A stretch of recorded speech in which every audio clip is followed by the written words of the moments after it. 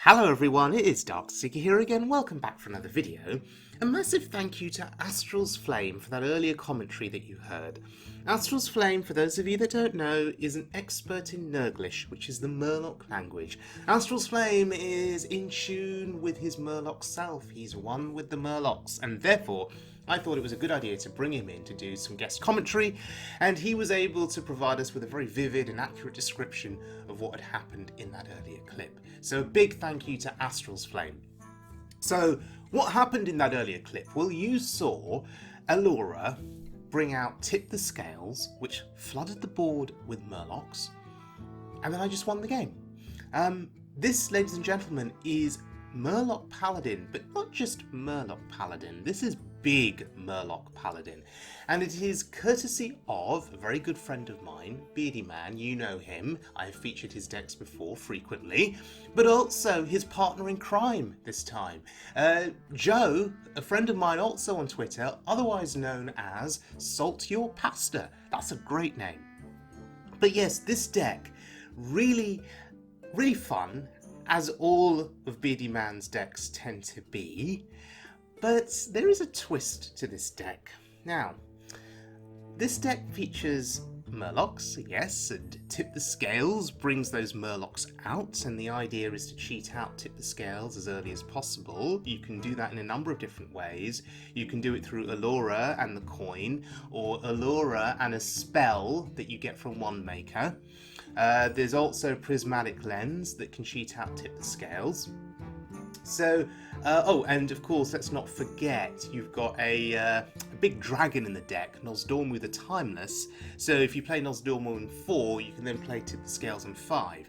So different ways to cheat out Tip the Scales, different ways to cheat out lots and lots of Murlocs onto the board. Now, I've played this kind of deck in the past, and often Tip the Scales is game winning, right, if you can get it played early. But there are occasions where you don't get it early. There are also occasions where your opponent can deal with the Murlocs that have come down onto the board, particularly if you're playing against a control deck. There are sometimes ways that they can still survive 2 waves of Murlocs. And once that happens, you've got nothing left to do quite often, and you just lose the game. But this deck gets around that problem. This deck has other big threats in the deck, hence the name of the deck, Big Murloc Paladin. So you have got Scrapyard Colossus in this deck. You have got Carnival Clown, Ragnaros Lightlord, Strongman, Carousel Griffin. And of course, the Dark Moon Rabbit, which for me is an MVP card in this deck. You'll see that in action in this video. And of course, N'Zoth, God of the Deep, to bring back some of these big threats. So this deck has some extra gas in the tank to get you over that finish line if you need it.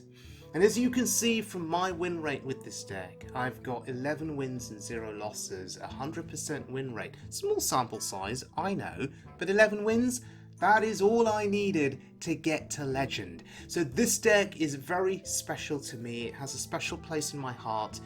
The most successful Murloc deck that I've ever played, streak of 11 wins, and it got me to Legend at the same time. So Beardyman, SaltUrPasta, to both of you, I say thank you very much. Now, let's have a look at some top tips on how to play this deck.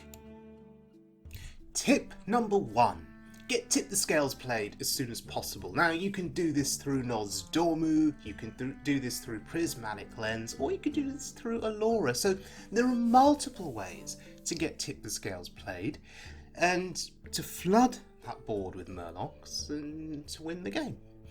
Tip number 2, use a deck tracker. That sounds really obvious. A lot of you watching this may already use a deck tracker.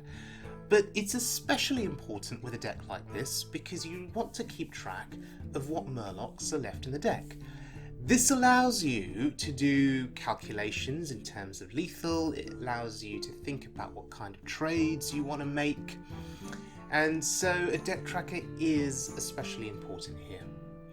And tip number 3, save the coin for Alura. So if you're offered the coin and you've got Alura in hand, save that coin, because Alura on 5 into the coin will trigger Tip the Scales, which is just game winning. But there are situations where you may need to use the coin to coin out an early Murloc. If you're going up against an aggressive opponent that is flooding the board early, in order to survive, you may have no choice but to use that coin to put out an early Murloc. So I'm thinking aggro druid, for example, going wide with early tokens, you may need to use the coin early.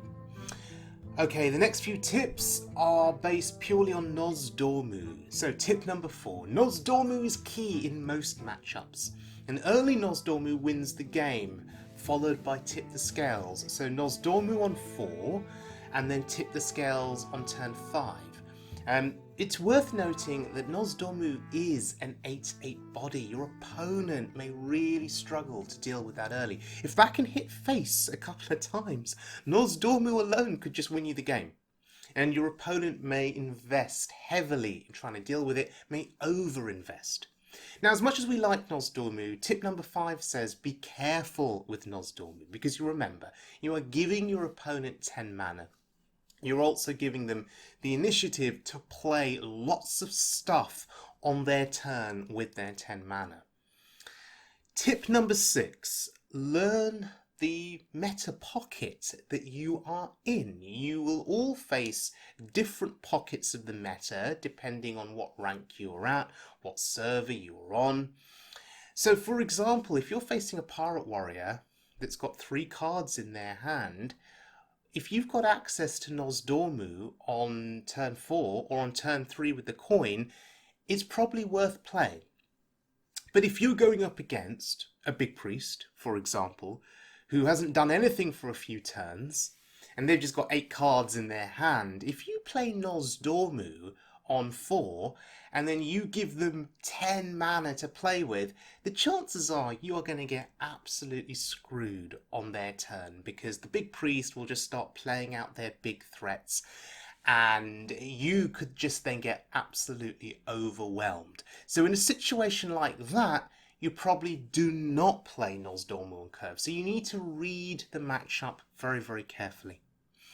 Okay, tip number 7. If you have a Nozdormu in the opening hand, you can afford to be very greedy.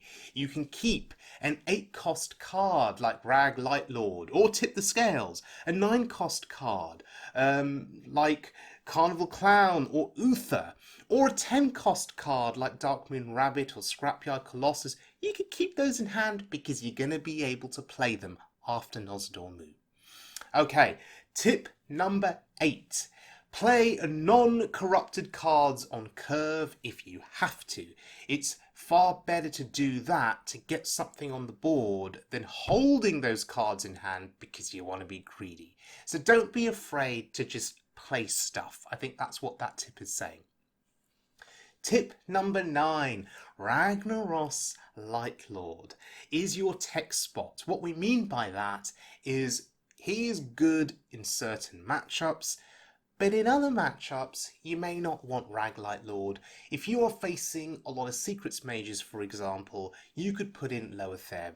And from past experience, I can confirm that Lower Theb can just be absolutely game-winning against Mages, if played on the right turn. It doesn't have to be turn 5, but on the right turn where you want to protect your board full of Murlocs. Tip number 10. If your matchups are all against control slower decks, then you may want to take out the Crab Riders and replace them with the Bluegill Warriors, because the Bluegill Warriors have charge, right? So the charge could just give you the extra burst of lethal that you're looking for. Alternatively, if you could look at Ragnaros Lightlord, you could replace him with Ragnaros the Fire Lord or Leroy Jenkins, again for a little bit of extra burst damage. Tip number 11. Uther of the Ebon Blade. Gosh, it's been such a long time since I've played that card. Uther is potentially a game-saving card because you get healing from that weapon.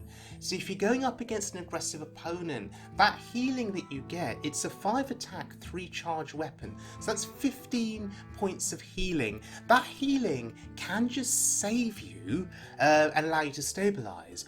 Alternatively, there is the hero power, of course, and the hero power, the 4 horsemen, can get summoned. If you have all 4 of them on the board, you destroy the enemy hero.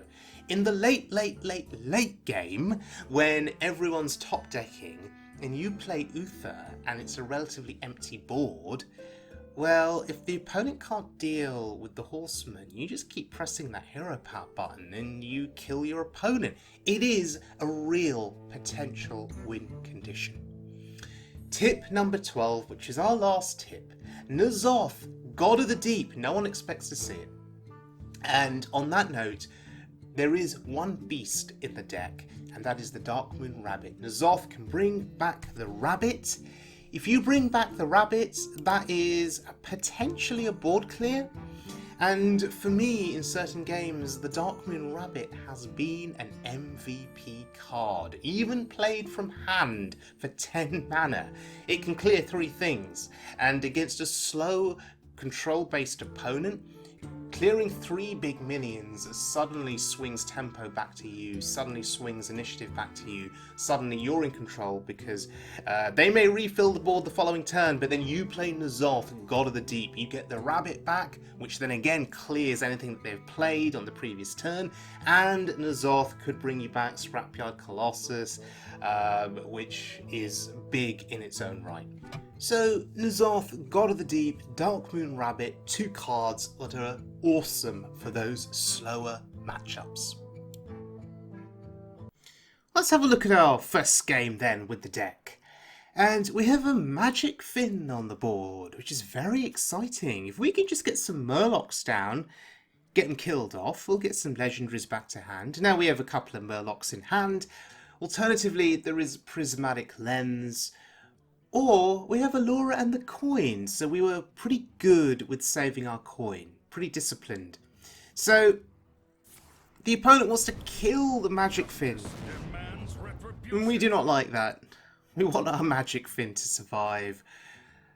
We want some legendary shenanigans to occur, but our opponent is taking their sweet time with their plays so far in this game. Alright. Become the hero this world needs. Become the hero that this world needs. Yes, Alura. We will do that with a load of Murlocs.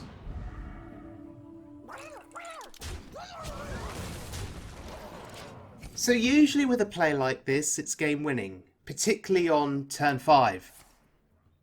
However, Devolve ruins our day. But there is still a lot of pressure on this board. This is not an easy board to deal with. So Devolve does not always work out. Devolve sometimes just makes a really bad situation slightly less bad. but it's still a bad situation. And if you count the damage up here, it's not enough for lethal, but it's still significant. Hagatha's Scheme, wow. Still doesn't clear the board. That's brilliant. Okay, Prismatic Lens, that's really good. A 1 cost, tip the scales. What we're going to do here is bring out some remaining Murlocs. Not quite the board that we had before, but it is still a significant enough board to put out a bit of pressure. Still needs to be dealt with. And actually close to threatening lethal on board. If we add the Murkai to the board, I believe it becomes lethal. Once again, opponent taking their sweet time. I guess they're playing a control deck.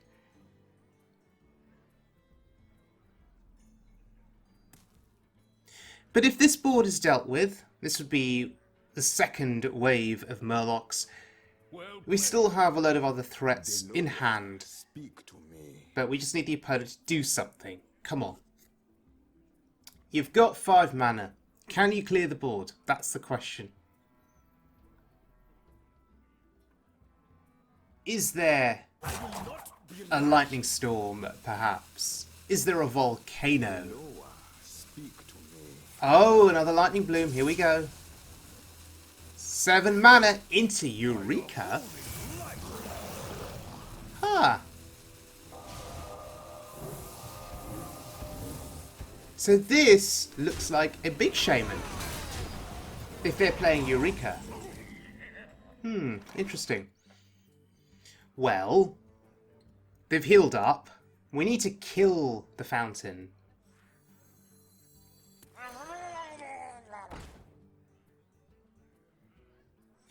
Alright. Nozdormu! That's an 8/8.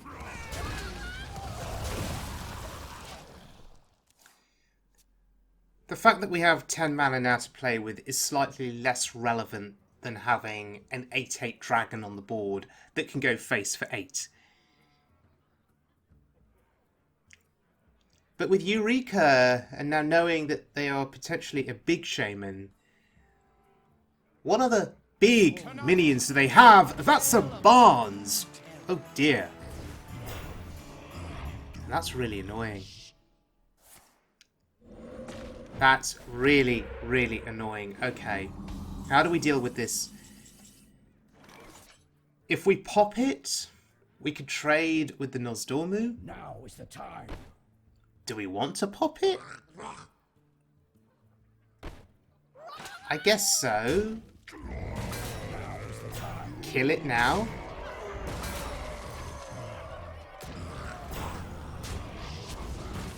Kill it before they can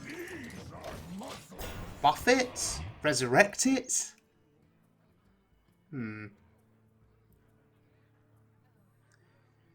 got to remember though, this is not Big Priest that we're facing. Resurrection capabilities with Big Shaman are slightly more limited. But I'm thinking of Ancestral Spirit specifically.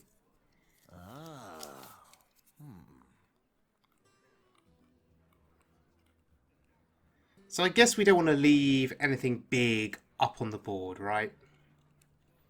May as well make the trades. May as well kill them while we can. Now, let's see where the damage goes once they end the turn.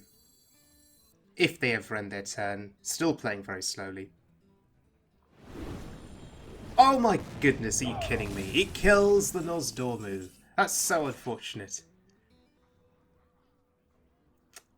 Well, I can't spot any kind of lethal here. And so, if we are going to be slowing this down a little, do we just have to kill the 9/9 or can we ignore it? The light's justice has failed.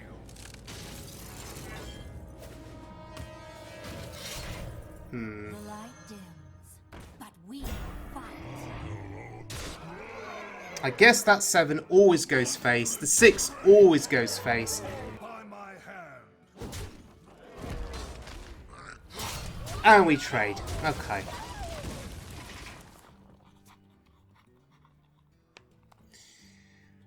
We are just ignoring the spawns, right?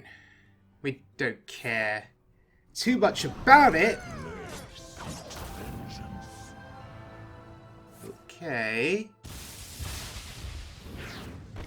Okay.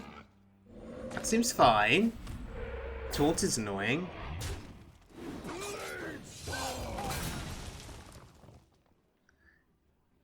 Interesting.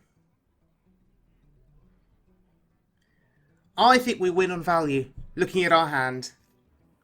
Raglight Lord. Clowns.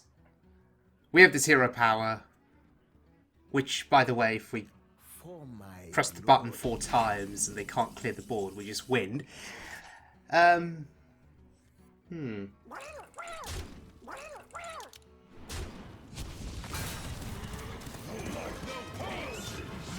Oh, this is actually lethal. This is lethal. Who would have thought that Uther of the Ebon blade and that weapon is still pretty good? Even if you don't plan to win with the hero power. The 5 damage and healing is significant.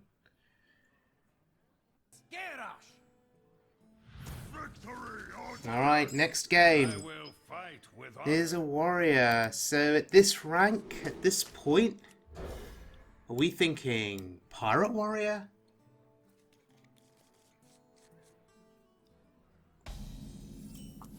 Okay, there's a Nozdormu. Greetings. If we can just get tip the scales, we'd be happy to play that after a Nozdormu. And this deck plays 2 copies of the Red Scale Dragon Tamer. That's the minion I just played. The aim is to, of course, get Nozdormu into your hand from the deck. But we already have a Nozdormu in hand. And Pirate Warrior doing Pirate Warrior things. And thank goodness that we have this weapon. For justice. You may look at the angling rod and you may think, okay, it's the way of getting another Murloc to hand to go with all of my other Murlocs that I have in the deck. The Murloc is a side benefit. The weapon just is good at clearing early board. That's the prime benefit of this angling rod.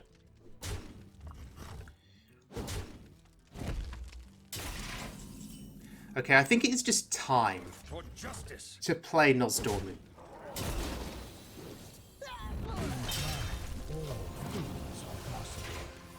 We are giving the Pirate Warrior 10 mana.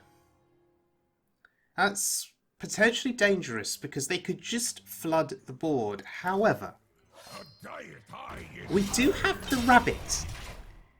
And hopefully the rabbit can clear off 3 minions. And that should help equalise things. Oh my goodness! Sky Captain. Huh. It's like a small Leroy. Okay, now we're a bit scared. Maybe giving them 10 mana was not a good thing. But this rabbit has made the Strongman active. That's a taunt, that's going to protect our face. Now is the time. I may have not ordered that very well. Should I have attacked with the dragon first into the taunt and then thrown the rabbit into the attack on the right side of the board? I don't know. Anyway, doesn't matter. We are slowly clawing our way back into this game. Slowly.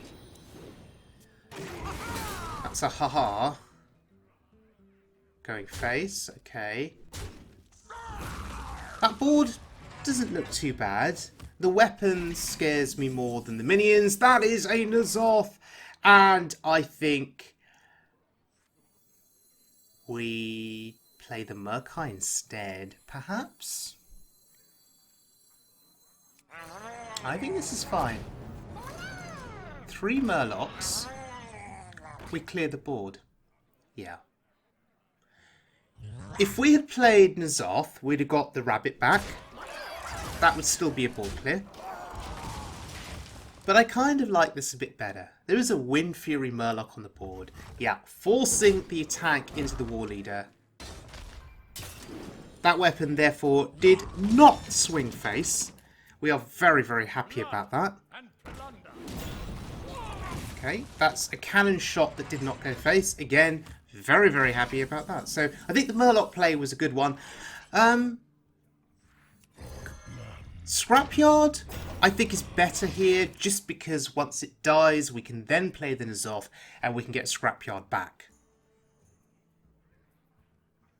So as desperate as I am to want to play the N'Zoth, I just need to wait. I just need to be patient.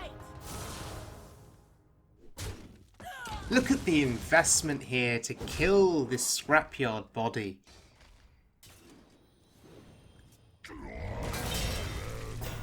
Well, we get another 7/7. Blood and plunder. Okay, so the Murlocs have all been sacrificed now to the cannon shots.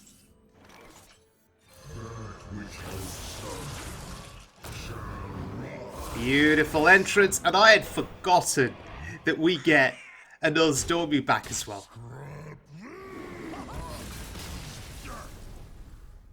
Incredible.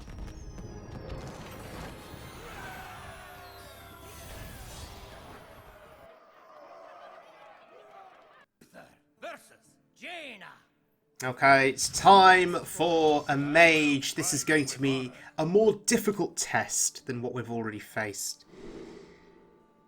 Secrets Mage is the scourge of the wild mode ladder at the moment. Now this deck has 2 copies of Righteous Protector in it. The earlier version had 2 copies of Murloc Tidecaller. Beardyman recommended that I put the Protectors in. And I would agree that early on, Righteous Protector has done a better job at protecting me in more aggressive games, I would say.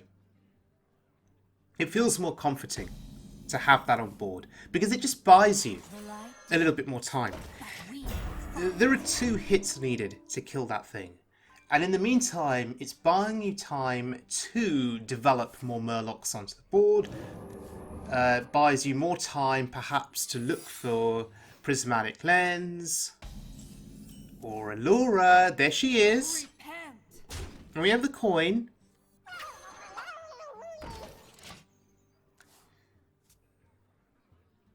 So it's a race against the secrets here. I have to assume that one of those secrets is counterspell, maybe. Oh, Flame Ward. Well, that gives me Nozdormu. Do we have a coin out of Nozdormu?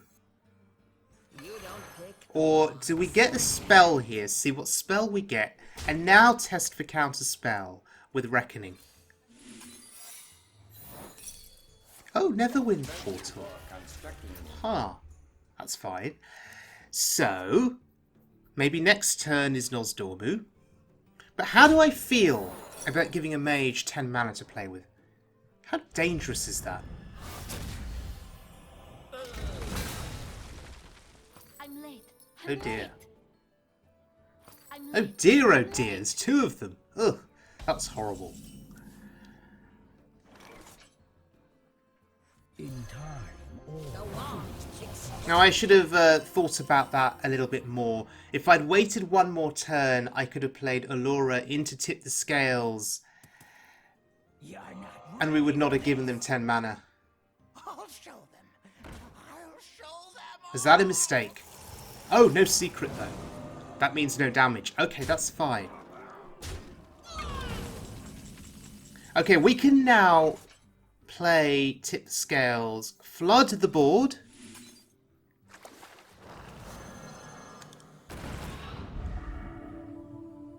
And I believe that's just game over now, right? Because we just make the trades and we win. There is no lethal here. Not that I can see. But it is still game over. Because having rush Murlocs like this that could just clear the board, that's all you need.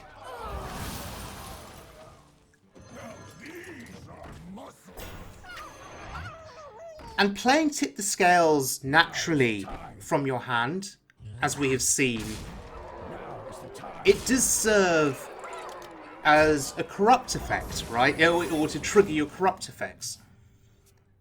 In this case, we play the Strongman, we protect our face. I think that's so important. Really useful. Yep, and because they can't go face, they have to fireball it, have to get rid of the taunt. So the opponent must be banking on one of those secrets being the ice block to protect them here for one more turn. How do we order this? Could also be Flame Ward. It's not Flame Ward. Oh, and it's not ice block. There we go. Happy days. Our march to legend continues. Okay, time for a hunter. Now this feels more refreshing. I would much rather face a hunter than a mage, for sure. But fancy meeting a hunter at Diamond Rank 3. The light dims, but we fight. The meta does feel a little bit more diverse than it did at the start of the April season, where it was just one Secrets Mage after another. Repent.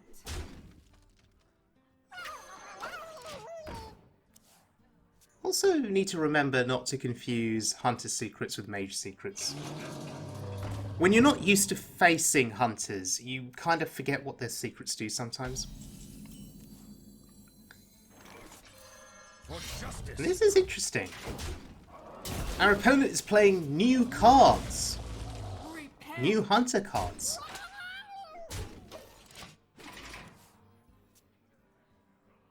We do have the Prismatic Lens. And so we are looking potentially at an early board full of Murlocs. Is this Reno Hunter? They play Stitch Tracker. Ooh, Nozdormu. But a 2-cost tip the scales here, it seems good. No need to swing with a weapon. Not just yet.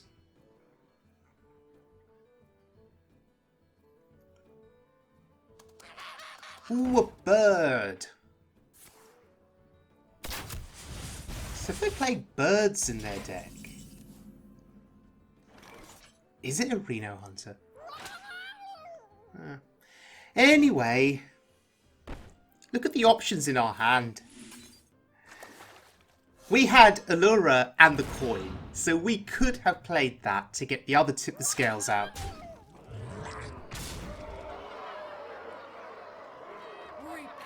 But maybe we'll do that next turn, if we need to. If they somehow clear the board. Highly unlikely, though.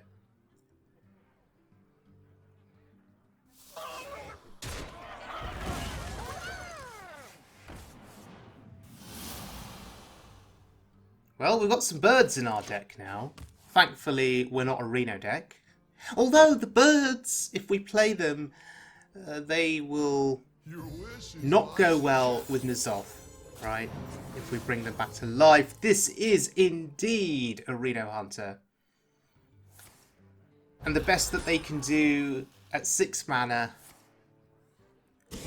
is to Frost Nova the board. If they had 7 mana, maybe they could have ruled the board. But that was the best they could do, bless them. And I guess they need Reno here. But even with Reno, they're probably still dead. How much damage is on this board? Come, midnight. Got 2 Wind Fury minions, a Murloc.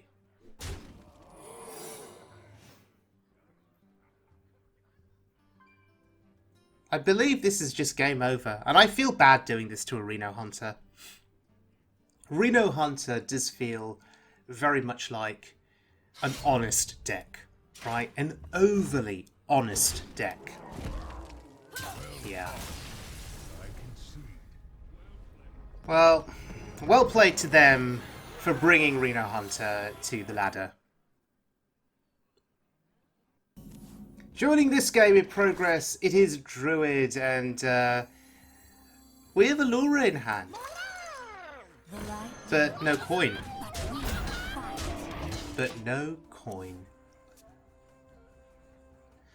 So are we going to be forced to wait till turn 8 and play Tip the Scales naturally? Ferocious Howl scares me. Really does scare me. Oh, hello. That's really good. You don't pick the wonks. So now we have a spell to go with Alura. But yes, Tip the Scales, potentially on turn 8 as a second wave after we play Alura with the spell. So Ferocious Howl with all of that armor gain makes me wonder, what the hell are we facing? Some kind of slow control deck. Huh. Well, Rag Light Lord here. Played for the 8/8 body. The wand picks. Repent. The battle. I would really like to meet the voice actors who do the Murloc sounds. And Rag Light Lord there saying live insect. And now die insect. Wait a minute. I think this is lethal. I should have played the spell first before attacking with Rag. Wow. Turn 2 lethal, if we believe the mana count in our hand. Okay. Next game. Versus Jaina. Back to the mage. You asked for it. I will fight. And we're at Diamond rank 2, so it's going to be getting harder here. Alura in hand. We have the coin available to us. In that case, is it correct to still keep Prismatic Lens if you know you're going to trigger it with Alura? I guess it is still fine to have both options available to you. Because it does mean we can play Tip the Scales essentially twice for cheap. Another Secrets Mage.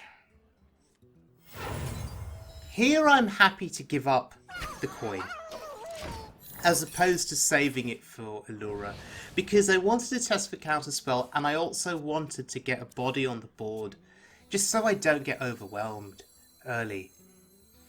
I'll show them. Because despite their access to burn and to secrets, Secrets Mage can just get board tempo very quickly. Kirantor Mage, Crystal Runner. There are some beefy minions there. With reasonable attack, I should say, that can start whacking your face quite quickly, and then they just fireball you and win. So I felt the need to get stuff on the board.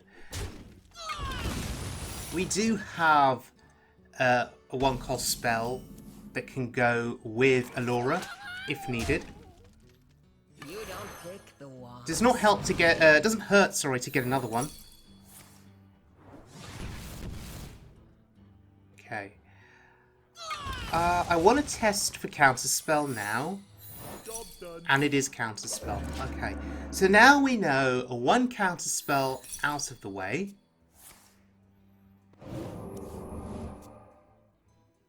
But there's another secret. So does that mean another counterspell?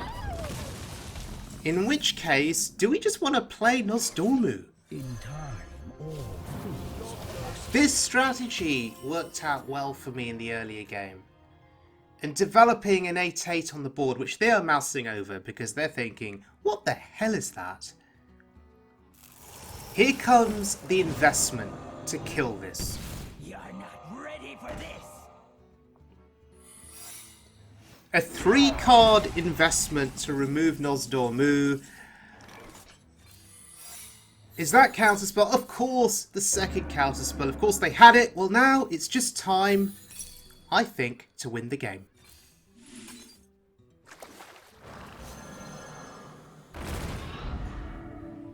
Question is, how do we want to do our trades? That could be Flame Ward. So we could go face with Murloc, but actually, we will trade first. Play around Flame Ward.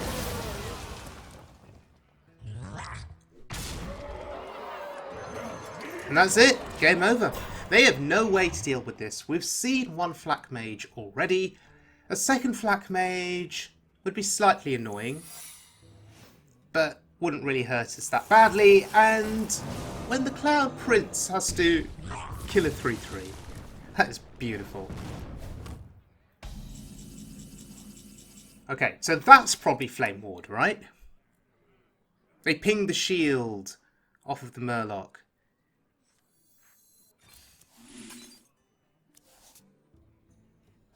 Oh god, we've actually made Tip the Scales more expensive. Ha! That's hilarious.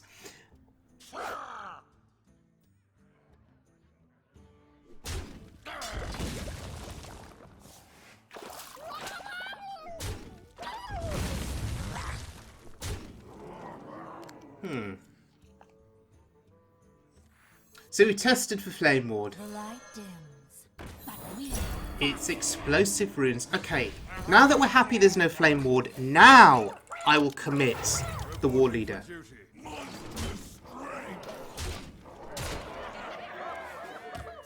Do I need to stop being so terrified of Flame Ward? It does eat up a lot of my thinking. I'm late. I'm late. Alright, we can't lose this now.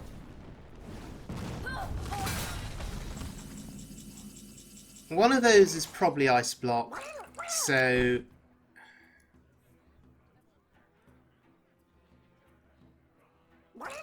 we just go face, right? That's not a valid target. No, it's not Flame Ward. Battle!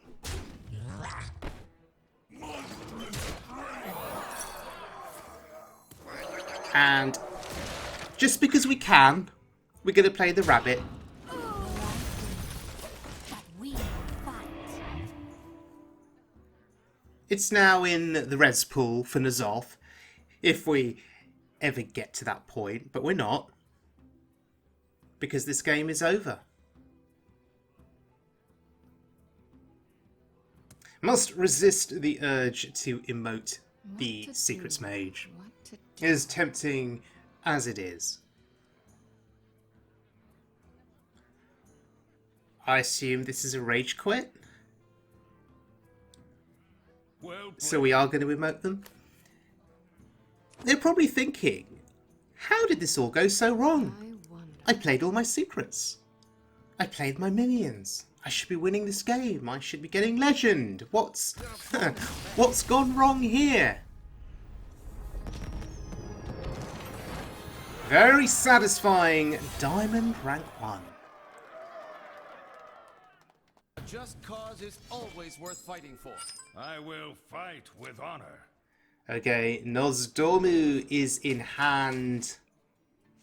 I'm going to dump him. It's a priest. This is scary, potentially. If it's Big Priest, Nozdormu giving them 10 mana could screw us. So we want to get Tip the Scales played via Prismatic Lens, I think. So we don't give our opponent all of that extra mana.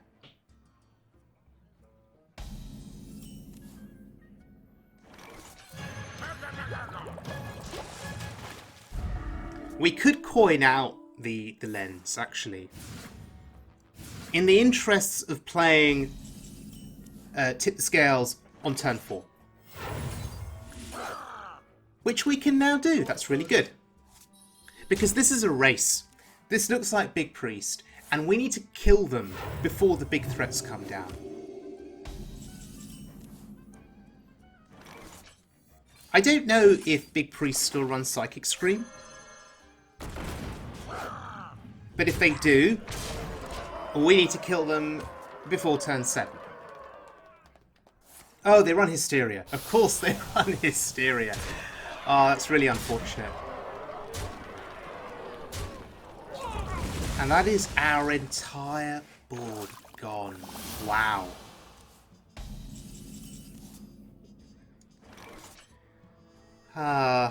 This is awkward now.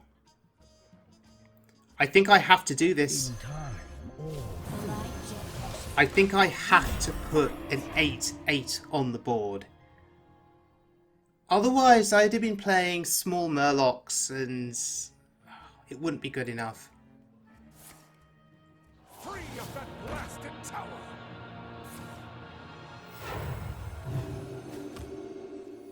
Behold! Oh god. They play that in their deck. Yikes. At least it's not a taunt. At least it's not an obsidian statue. At least it's not a Scrapyard Colossus. Okay. I don't know if that's correct. But I want to get the rabbit in the pool. Because we have N'Zoth in hand. So I want to get the rabbit in the pool. That move there that we did allowed us to still go face and push damage. A taunt is not what we want to see. Don't be Vargoth. Oh god. Okay, that's not too bad.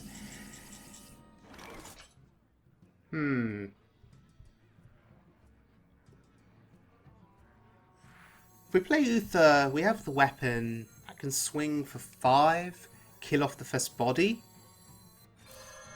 The light's justice has failed. Is this better than N'Zoth for the rabbit? No.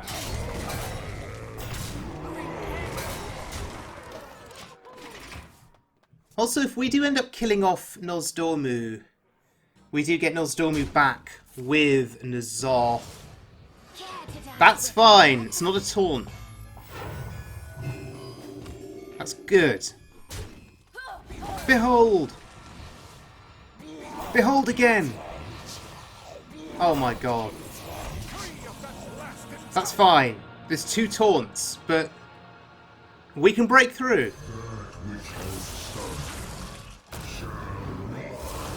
So, N'Zoth, rabbit value. Beautiful.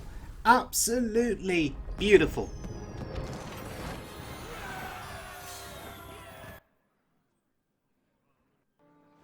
Okay, 2 more games. Here we go. It's a Paladin. I'm keeping the 1 maker in case we get Alura. Oh, we get Prismatic Lens. That's all we need. Now, if this Paladin is playing Secrets, Oh My Yogg is a real concern for us. But we can test for it. You know, we have the coin. And we have the 1 maker, so whatever spell we get from the 1 maker can test for it.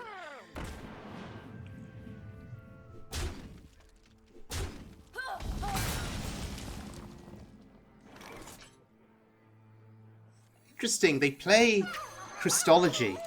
So I'm going to assume this is an aggressive Paladin. Perhaps with hand buffs, maybe? Perhaps?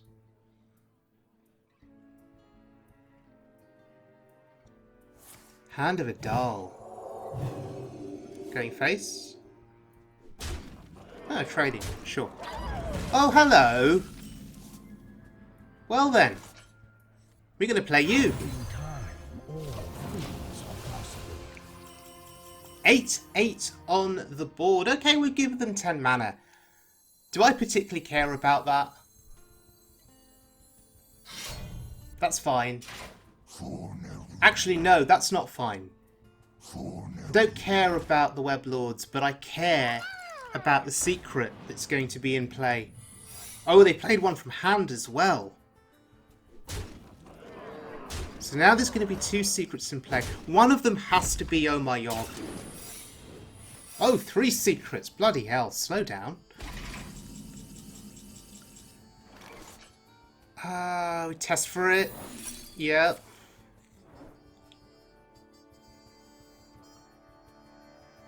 What do we get? It's not terrible. That's terrible. Kind of. Now is the time. It comes back to life. Right. Okay, so, 1 Oh My Yog is out the way. It's the only secret that we care about. They're going to attack with the weapon. I was going to say there's no guarantee they get the second Oh My Yog, but a secret played from hand plus a new secret coming out from the weapon, I think guarantees that one of those secrets is Oh My Yog. Interesting. And so I'm going to take the step here to test for it, I think.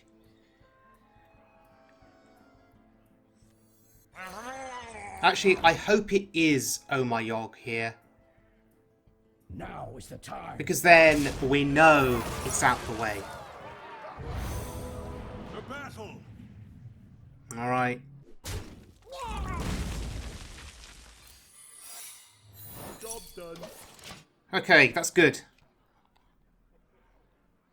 That's really good. We are now free. Oh, hello. That's decent. We're now free to play Tip the Scales next turn, and it should be game over. Alternatively, we have options. We do have Scrapyard Colossus, and that could be the better play. Because how are they going to get through a double-layered taunt? Reporting for duty. I don't think they can. Not when they're top-decking. The wand picks you. Now is the time. And I would feel better in terms of having a taunt on the board to protect my face. The victory. Yeah. I guess I'd be concerned by something like Blessing of Kings, a buff on a minion, if they play it, that could still go face. But with the taunt in the way, we were happy. Uther versus Artus. Alright. Final game. Just like you taught me. I will fight with honor. Paladin versus Paladin. Seeing far more Paladins on the ladder now. At this rank. And fewer Secrets Mages.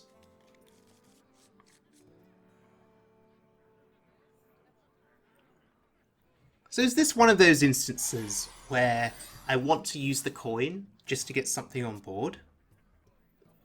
As opposed to saving the coin for Alura. Of course, Alura is not in hand at the moment. But I'm not going to use the coin because I do have the Dragon Tamer, which I predict will die very soon. And so we get Nozdormu. And then once we get Nozdormu, we can play the Rabbit, which will corrupt the Strongman, and we'll be happy.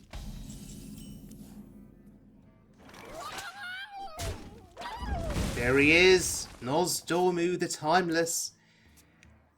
And I think we go for it. In time, all fools are Let's give them 10 mana. Because if they play big things, I'll play my Rabbit. Right. And Holy Light indeed, yes. First day of school. Those aren't big things. I was hoping the opponent would have played at least 2 big minions, but... Maybe not. Now, obviously, playing the rabbit onto this board feels bad. Don't worry, loves. The cavalry's here. Oh, full-on trades. Wow. They don't want Nozdormu hanging around. Grant you peace. Okay, no rabbit here. But The light's justice has I'm going to pose an additional threat. An additional conundrum or two. There is a strongman on that board that they've got to deal with. There is a weapon with lifesteal that can pick off their minions. And we have the 4 Horseman hero power. Press that 4 times and we win the game. Assuming the Horsemen survive. So we have presented a few different problems here for our opponent to deal with. The cavalry's here. And that really demonstrates the power of this deck. Alright, they've neutralised the board, fair play to them. Converting stored energy. They're going wide on the board, fair play to them. But we have the rabbit. And I think this is a good time to use the rabbit. We can clear all but 1 minion. And I think we're leaving up the 1/1.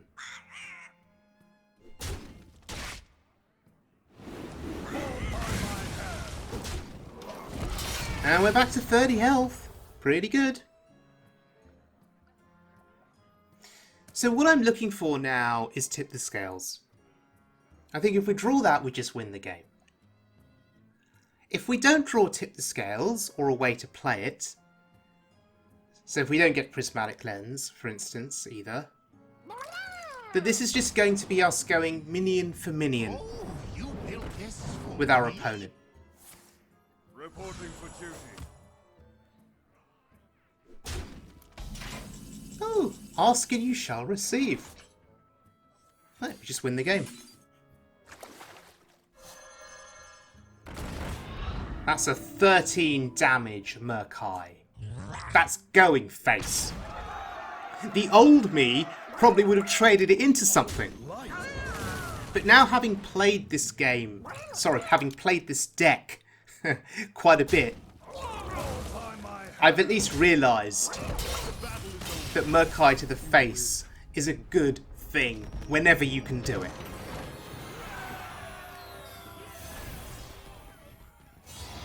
And there we go, finally with Legend. Oh, not bad at all. Okay, so all in all, 11 wins with this deck. That is a streak with this deck to Legend.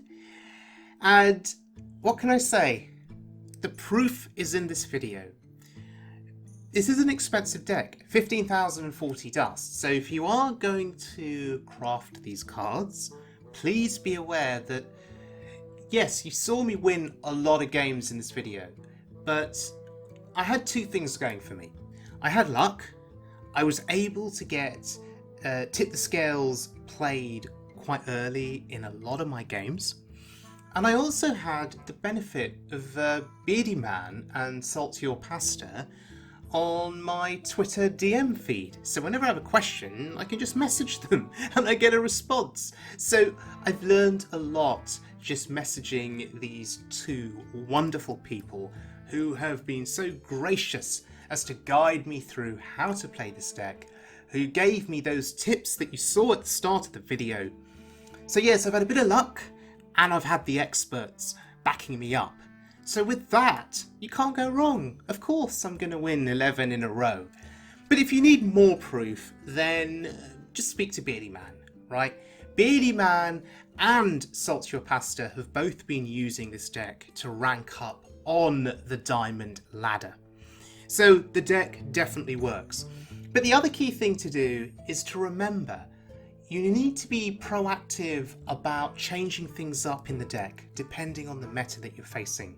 So one of the tips at the start of the video was if you're facing many Secrets Mages, then maybe you want to take Ragnaros Light Lord out of the deck, replace with Loatheb.